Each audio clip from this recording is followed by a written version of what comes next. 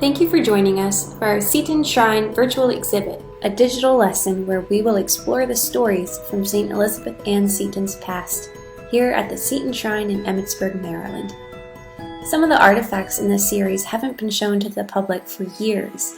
Others are in plain sight, but are often overlooked. Today we will be taking a look at a special painting titled Ecce Homo that was given to Mother Seton as a gift. Let's set the scene. John chapter 19, verse 1 through 5. Then Pilate took Jesus and had him scourged. And the soldiers wove a crown of thorns and placed it on his head and clothed him in a purple cloak. And they came to him and said, "Hail, King of the Jews!" And they struck him repeatedly.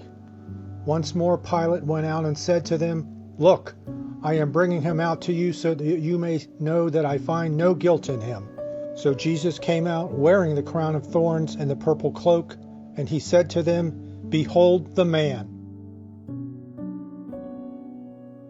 Or in Latin, Ecce Homo. An Ecce Homo painting usually falls into two primary categories. One of a scourged head or half figure of Jesus, or a more narrative depiction of the judgment hall scene.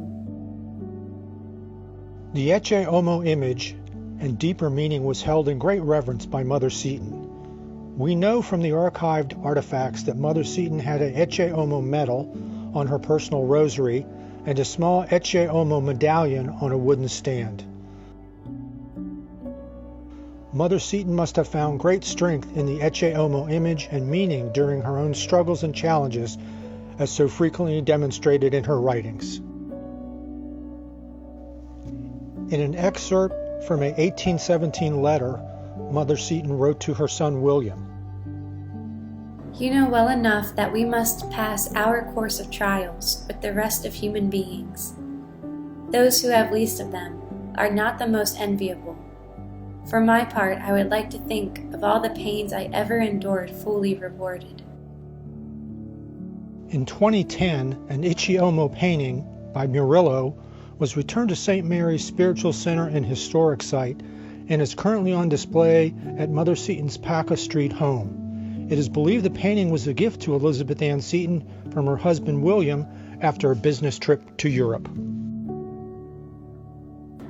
However, the most well-known Mother Seton Ecce Homo painting was the one that is currently displayed in the Emmitsburg White House, just right of the altar.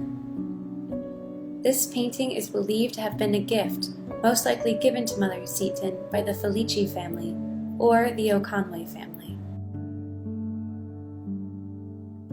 Later, during Mother Seton's daughter Rebecca's painful illness, she would write,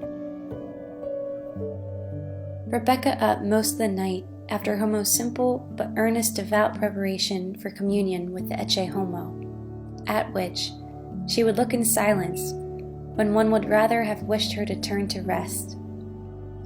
"How many a good thought it gives me," she said, drenched in her night sweat and with restless pain. And then, so recollected and peaceable, she received him. The Ecce Homo provided the dying Rebecca, in deep pain, suffering, and her final trial, a chance to reflect and obtain peace. Mother Seton's daughter Rebecca certainly wasn't the only one who encountered much peace while praying with the Ecce Homo. Great saints from St. John Henry Newman, St. Pope John Paul II, and the Venerable Fountaine have a plethora of writings inspired by the Ecce Homo. Mother Seton often said, "Look up." In 1803 she wrote, "If we do not know and love God, if we did not feel his consolations, what would become of us?" We at the Seton Shrine hope you too can find peace and solace through meditation and reflection upon the Ecce Homo, as Mother Seton did. You can come see this painting for yourself, along with many other artifacts from our archives, which are currently on display. Stay tuned for our next Seton Shrine virtual exhibit.